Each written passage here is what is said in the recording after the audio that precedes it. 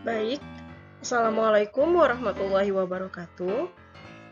Selamat pagi, siang, dan malam untuk Ananda Ibu sekalian yang sedang menyaksikan video pembelajaran ini.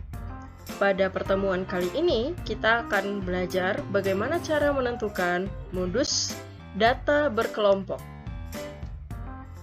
Materi ini merupakan materi statistika pada pertemuan keempat untuk mata pelajaran matematika wajib kelas 12.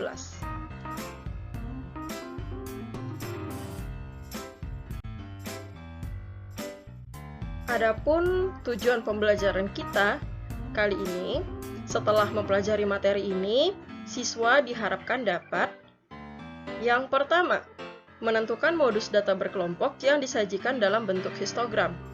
Yang kedua, menentukan modus data berkelompok yang disajikan dalam bentuk tabel distribusi frekuensi. Jadi, Ananda sekalian, tujuan pembelajaran kita pada pertemuan kali ini ada dua.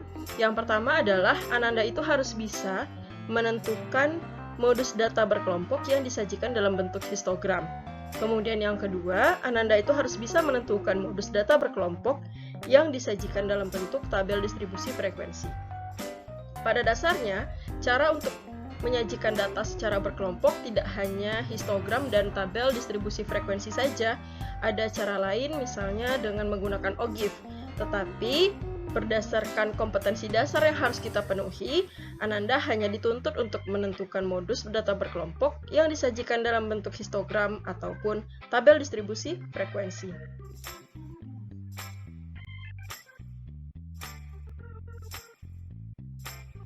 Nah, sebelum kita masuk ke dalam inti dari video pembelajaran kali ini, Ibu ingin Ananda itu tahu apa saja yang dimuat dalam video pembelajaran ini. Nah, video ini mencakup 4 hal. Yang pertama adalah mengingat kembali. Apa itu mengingat kembali? Nah, sebelum Ananda ini belajar statistika di kelas 12, Ananda terlebih dahulu sudah pernah belajar statistika data tunggal di SD atau di kelas 8 SMP. Nah, mengingat kembali ini adalah menggali pengetahuan Ananda bagaimana cara menentukan modus data tunggal. Yang kedua adalah modus data dalam bentuk histogram. Nah, setelah Ananda mampu mengingat kembali bagaimana cara menentukan modus data tunggal, selanjutnya adalah Ananda itu harus mampu menentukan modus data berkelompok yang disajikan dalam bentuk histogram.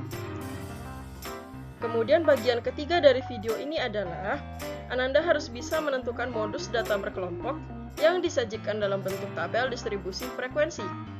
Yang keempat adalah rangkuman, yaitu pengertian dari modus, serta mengingat kembali rumus yang sudah Ananda pelajari pada bagian 2 dan bagian 3 video ini.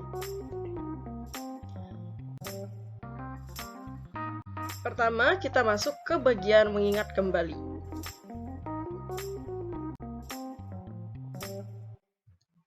Nah, apakah Ananda sekalian itu masih ingat apa yang dimaksud dari modus dalam sekumpulan data? Nah, di sini di layar Ananda bisa lihat ada dua pengertian dasar mengenai modus. Yang pertama, modus itu adalah nilai yang paling sering muncul. Nah, ini biasanya pengertian modus dalam data tunggal. Kemudian yang kedua, nilai dengan frekuensi paling besar. Ini biasanya pengertian modus untuk data berkelompok. Nah, dari dua pengertian ini, Ananda sudah bisa menyimpulkan bahwa modus ini adalah nilai yang paling sering muncul dalam sekumpulan data. Ataupun jika datanya disajikan dalam bentuk tabel distribusi frekuensi dan histogram, modus ini merupakan nilai dengan frekuensi yang paling besar. Biasanya anak-anak murid ini senang sekali belajar mengenai modus, karena untuk menggunakan modus ini di data tunggal ya, Ananda itu tidak perlu menyusun data itu dari yang paling kecil dari yang paling besar. Kemudian tidak perlu mengali ataupun membagi ataupun menjumlah, hanya dilihat frekuensi yang paling besar saja, itu di data tunggal.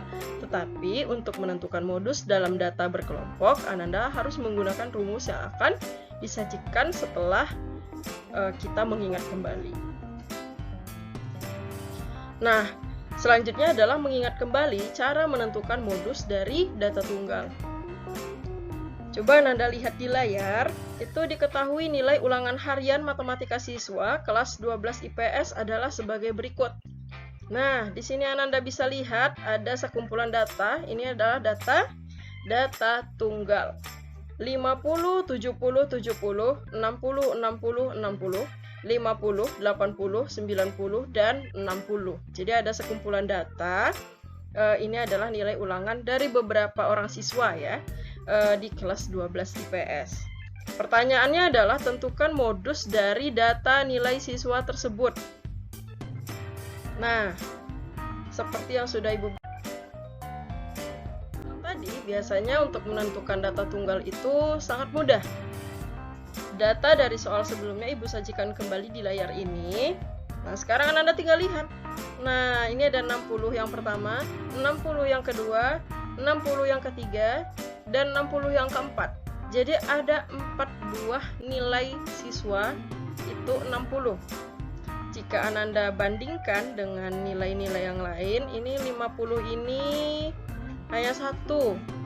Kemudian 70 ini ada 2. Oh, mohon maaf, ternyata 50-nya tidak hanya 1 ya, Ananda. 50-nya itu ada 2.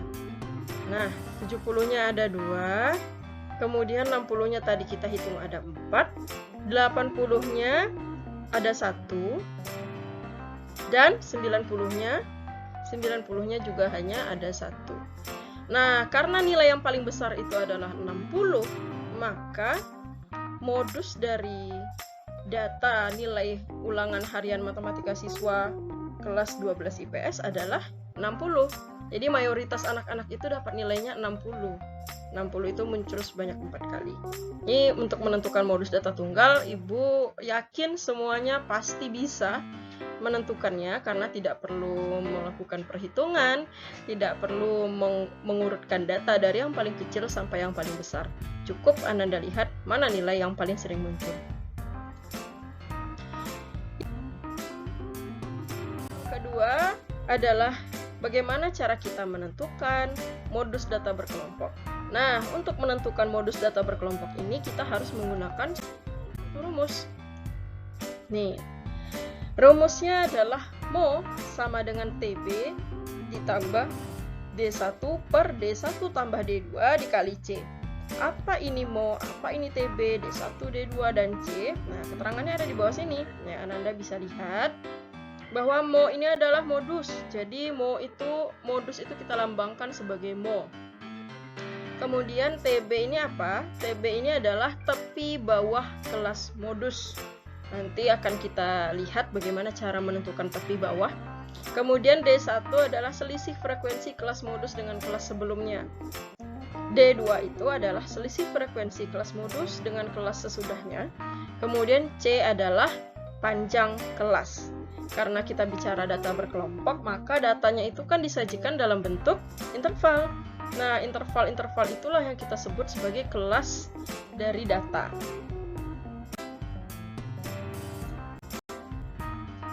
Lalu kita akan masuk ke bagaimana cara menentukan modus data berkelompok yang disajikan dalam bentuk histogram. Nah, cara membuat histogram itu sudah kita pelajari di pertemuan ketiga ya. Pertemuan kedua itu kita sudah belajar bagaimana cara menentukan tabel distribusi frekuensi dari sekelompok data serta sudah mampu menggambarkan bagaimana histogram dari sekelompok data. Jadi sekarang kita akan belajar cara menentukan modusnya. Nah, untuk menentukan modus data yang disajikan dalam bentuk histogram, tentunya kita harus punya histogram terlebih dahulu. Nah, di layar coba Ananda sekalian lihat, diketahui data berat badan siswa kelas 10 IIS. Nah, tadi data nilai ulangan kelas 12 IPS ya. Sekarang data berat badan siswa kelas 10 IIS SMA Nurul Falah Pekanbaru. Berat badan ini biasanya ditampilkan dalam bentuk kilogram atau dalam satuan kilogram. Nah, disajikan dalam histogram sebagai berikut. Jadi Ananda lihat di layar ini sudah ada sebuah histogram. Nah, pertanyaannya sudah bisa Ananda prediksi. Itu tentukanlah modus dari berat badan siswa tersebut. Jadi yang sebenarnya mau kita cari ini di kelas 10 IIS ini, berat badan yang mayoritas siswa itu miliki itu berapa ya? Nah, cara menentukan adalah sebagai berikut. Ini adalah histogram dari layar sebelumnya. Nah, di sini coba Ananda lihat yang dilingkari oleh warna merah. Nah, ini yang paling mencolok ya. Ini adalah batang paling tinggi dari histogram ini. Frekuensinya adalah 12. Secara langsung bisa kita tentukan bahwa 12 ini adalah frekuensi terbesar dari sekelompok data berat badan siswa ini.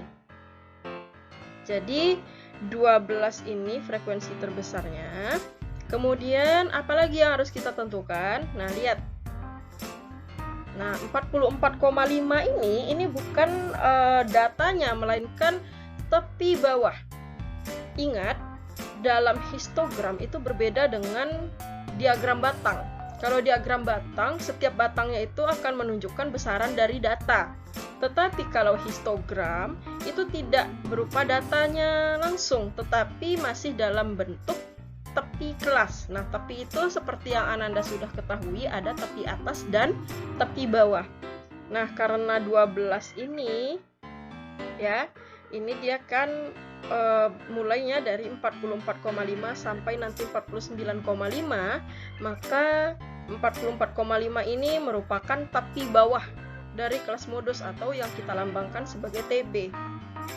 Kemudian, nah, Ananda lihat yang dilingkari oleh merah di sebelah 44,5 itu 49,5 adalah tepi atas. Nah, jadi jika ada tepi bawah tentu ada tepi atas. Sekarang kita sudah mendapatkan tepi bawah, tepi atas. Ananda lihat yang dilingkari oleh warna biru, yang batangnya berada persis di sebelah batang dengan frekuensi terbesar. Ini adalah frekuensi kelas sebelum kelas modus. Jadi sebelum 12 ini ada data, sekumpulan data yang frekuensinya itu 8. Nah, 8 ini kita gunakan untuk menentukan D1. Jadi Ananda lihat D1-nya adalah 12 dikurangi 8. Jadi yang frekuensi terbesar ini ya, Ananda kurangi dengan 8. Jadi dapatlah D1-nya itu sebesar 4. 12 kurang 8 kan 4. Kemudian yang selanjutnya ini adalah frekuensi sesudah kelas modus. Jadi yang 8 ini kan sebelum 12. Nah, setelah 12 ada 6. Maka untuk menentukan D2 itu adalah 12 dikurangi 6. Jadi yang 12 ini Ananda kurangi dengan 6. Itu hasilnya adalah 6. Jadi dari histogram ini kita sudah dapat beberapa data penting yang akan kita gunakan untuk mencari modus. Nah, yang pertama, kita butuh panjang kelas. Jadi tepi atas ini Ananda dan tepi bawah ini selain ada di dalam rumusnya juga digunakan untuk menentukan panjang kelas, di mana panjang kelas itu dilambangkan sebagai TA dikurangi TB. Jadi 49,5 dikurangi 44,5 hasilnya adalah 5. Kemudian D1-nya 12 kurang 8 itu sama dengan 4. D2-nya 12 kurang 6 sama dengan 6. Tadi yang sudah kita tentukan di dalam layar. Kemudian TB-nya kita langsung ambil TB yang ini, itu 44,5. Nah, sekarang kita langsung masuk ke penyelesaiannya. Jadi kita gunakan rumus yang sudah kita dapatkan di awal tadi, yaitu modus sama dengan TB ditambah D1 per D1 tambah D2 dikali C. Semua datanya sudah kita dapatkan, jadi tinggal kita substitusikan saja. Mo sama dengan TB, nah lihat tepi bawahnya ini 44,5. Jadi 44,5 ini kita substitusikan ke sini. Di sini ya. Kemudian ditambah D1 per D1 tambah D2. Nah, D1-nya sudah dapat, ini 4 dan 6. D1-nya 4, D2-nya 6. Tinggal kita masukkan saja. D1 4 per D1 tambah D2, berarti 4 ditambah 6. Dikali C. C itu tadi panjang kelas, ini kita sudah dapatkan panjang kelasnya adalah 5, maka kita kalikan 5. Kemudian modus sama dengan 44,5 ditambah 4 per 10 dikali 5. Nah, 10 ini datangnya dari mana? Kalian tinggal jumlahkan. 6 ditambah 4. Hasilnya adalah 10. Nah, di sini hasil akhirnya 46,5. Tetapi jika Ananda ingin mempermudah perhitungan, di sini kan ada 5. Ini bisa Ananda sederhanakan dengan 10 yang ada di bawah sini. Jadi 10 bagi 5 itu kan 2. Nah, di sini 2. Kemudian 4 dibagi 2 ini kan hasilnya 2. Jadi 44,5 44. Aduh, jeleknya tulisannya ini. 44,5 itu tinggal ditambahkan dengan hasil dari pembagian 4 dan 2 tadi, itu berarti 2. Nah, inilah hasil akhirnya 46,5. Jadi 44,5 ditambah 2 itu adalah 46,5. Nah, apa maksudnya modus dari berat badan siswa di kelas 10 IIS itu adalah 46,5. Jadi mayoritas siswa di kelas 10 IIS ini beratnya sekitar 46,5. Mungkin tidak tepat 46,5 ya, mungkin bisa saja 46,4 sekian-sekian ataupun 46,5 sekian-sekian. Tapi di pembulatannya itu interpolasinya itu adalah 46,5.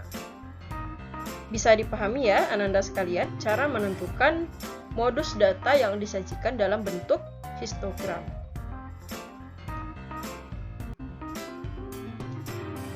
Nah, selanjutnya kita akan belajar bagaimana cara menentukan modus data berkelompok yang disajikan dalam bentuk tabel distribusi frekuensi. Pada umumnya cara menentukan modusnya itu sama saja, tetapi penyajian datanya yang berbeda. Nah, sekarang coba kita lihat. Diketahui data nilai ulangan harian matematika siswa kelas 12 SMA Nurul Falah Pekanbaru disajikan dalam tabel distribusi frekuensi sebagai berikut. Nah, ini lebih mudah lagi Ananda melihat tabelnya ya. Jadi ada nilai 50 sampai 54, itu frekuensinya ada 4, berarti ada 4 orang siswa kelas 12 yang mendapatkan nilai 50 sampai 54. Begitu seterusnya sampai nilai terakhir yaitu 80 sampai 84, ada 3 orang. Tidak ada siswa yang dapat nilai di atas 84. Oke. Sekarang apa yang ditanyakan? Tentukanlah modus dari nilai ulangan harian siswa tersebut. Nah, penyajian datanya saja yang berbeda, tetapi rumusnya tetap sama. Mari coba kita lihat layar ini. Ini adalah tabel distribusi frekuensi dari layar sebelumnya. Jadi kita lihat, nah di sini Ananda lihat ada frekuensi yang terbesar, ini yang dilingkari oleh warna merah, ini 35. Jadi tadi kan waktu kita menentukan histogram, modus histogram itu kan kita melihat batang tertinggi. Tetapi kalau di tabel distribusi frekuensi kita lihat mana angka paling besar di kolom frekuensi. Nah, inilah 35 yang paling besar di antara frekuensi-frekuensi lainnya. Maka 35 ini merupakan frekuensi terbesar. Nah, 35 ini adalah frekuensi untuk nilai antara 65 hingga 69. Jadi 65 hingga 69 ini adalah kelas modus. Nah, bedanya dengan histogram tadi, kita belum tahu tepi atas dan tepi bawah. Jadi kita tentukan tepi atas dan tepi bawah dari kelasnya. Nah, tepi bawah kelas modus, nah itu tepi bawah ini adalah yang sebelah kiri ini ya, yang 65 ini adalah batas bawahnya. Dari batas bawah itu bisa kita cari modusnya, tepi bawah modusnya, yaitu 65 dikurangi 0,5. Jadi hasilnya adalah 64,5. Kemudian tepi atasnya itu yang bagian 69 ini ya Ananda, yang di sebelah kanannya. Nah, yang ini itu tidak kita kurangi 0,5 tetapi dijumlahkan dengan 0,5. Maka hasilnya adalah 69,5. Jadi kita sudah dapatkan tepi bawah dan tepi atasnya. Selanjutnya apa? Panjang kelas. Nah, sama seperti panjang kelas pada histogram tadi, panjang kelas pada tabel distribusi frekuensi ini itu adalah 69,5 dikurangi 64,5. Jadi hasilnya adalah 5. 14 ini adalah frekuensi kelas sebelum kelas modus. Nah, karena 35 ini adalah kelas modus, maka 14 ini adalah frekuensi sebelum kelas modus. Jadi gunanya untuk menentukan D1 yaitu D1 sama dengan 35 dikurangi 14 sama dengan 21. Kemudian kita cari frekuensi kelas sesudah kelas modus yaitu 35 dikurangi 26 nantinya untuk menentukan D2-nya. Nah, jadi terlihatlah D2-nya adalah selisih antara 35 dan 26 yaitu 9. Nah, sudah selesai kita dapatkan data-data penting untuk menentukan modus. Sudah ada tepi bawah 64,5, sudah ada C atau panjang kelas 5, sudah ada D1 selisih antara kelas modus dengan kelas sebelumnya yaitu 21, dan sudah ada D2 selisih antara kelas modus dan kelas sesudahnya yaitu 9. Semua data sudah komplit. Sekarang kita menghitung modusnya. Nah, ini diketahui tadi yang TB-nya 64,5, C-nya 5, D1-nya 21, D2-nya 9. Nah, sekarang kita lihat penyelesaiannya. Kita gunakan rumus yang sama, yaitu Mo sama dengan PB ditambah D1 per D1 tambah D2 dikali C. Semua data sudah lengkap, tinggal kita substitusikan saja. Modus sama dengan 64,5 ditambah 21 per 21 tambah 9 dikali 5. 64,5 ditambah 21 per 30. Nah, 30 ini hasil penjumlahan dari 21 dan 9. Kemudian didapatkan 64,5 ditambah 21 per 6. Nah, 6 ini dari mana, Bu? Tenang, 6 ini merupakan penyederhanaan antara 5 dan 30. Jadi 5 dan 30 ini ya, Ananda, itu bisa di bahasa awamnya itu bisa dicoret. Jadi disederhanakan. 30 bagi 5, 6. Nah, makanya jadinya di langkah ini, di langkah selanjutnya itu menjadi 21 per 6 karena 30 dibagi 5 itu hasilnya adalah 6. Kemudian didapatkanlah modus sama dengan 64,5 ditambah 3,5. 3,5 ini dari mana? 21 per 6 ini kan artinya 21 dibagi 6. Nah, hasil pembagian dari 21 bagi 6 ini adalah 3,5. Jadi hasil penjumlahannya 64,5 ditambah 3,5 adalah 68. Apa kesimpulannya? Modus dari nilai ulangan harian siswa tersebut adalah 68. Jadi mayoritas siswa tadi yang nilainya kita kelompokkan dalam tabel distribusi frekuensi itu memperoleh nilai 68. Nah, inilah maksud dari hitung-hitungan kita ini. Kesimpulan dari perhitungan kita. Jadi, Bu harapkan Ananda semua paham ya bagaimana cara menentukan modus data yang disajikan dalam bentuk tabel distribusi frekuensi. Sampailah kita pada bagian akhir dari video ini, yaitu rangkuman. Nah, modus ini adalah nilai yang paling sering muncul. Kemudian untuk menentukan modus data berkelompok, yaitu dapat Ananda gunakan modus sama dengan TB ditambah D1 per D1 tambah D2 dikalikan C. Berlaku untuk histogram dan tabel distribusi frekuensi. Nah, coba Ananda lihat soal latihan. Ini Ananda kerjakan, ini ada di buku ya. Diketahui data tinggi badan siswa kelas 12 MIA disajikan dalam histogram sebagai berikut. Nah, ini ada. Tadi kan kita sudah menentukan histogram berat badan. Soal latihannya itu histogram tinggi badan. Tugas Ananda adalah untuk menentukan modus dari tinggi badan siswa tersebut. Kemudian soal latihan nomor 2. Nah, ini tabel di bawah ini menunjukkan besarnya uang saku siswa SDN 39 Pekanbaru dalam ribuan rupiah. Jadi, tadi kita sudah menentukan modus untuk nilai siswa, sedangkan yang latihan Ananda ini adalah bagaimana cara menentukan modus dari besarnya uang saku siswa SD. Jadi, lihat ya, yang di dalam kurung ini ribuan rupiah. Jadi jangan bingung, kenapa uang saku kok 1 sampai 3 dalam ribuan rupiah. Artinya 1 sampai 3 ini 1000 sampai 3000. 4 sampai 6 ini 4000 hingga 6000, seterusnya sampai 13000 dan 14000. Tugas Ananda adalah untuk menentukan modus data uang saku siswa tersebut. Silahkan dikerjakan, dikumpulkan di minggu depan ya, pada saat kita membahas materi mengenai median data berkelompok. Sekian, terima kasih. Sampai bertemu ketika kita mempelajari median data berkelompok.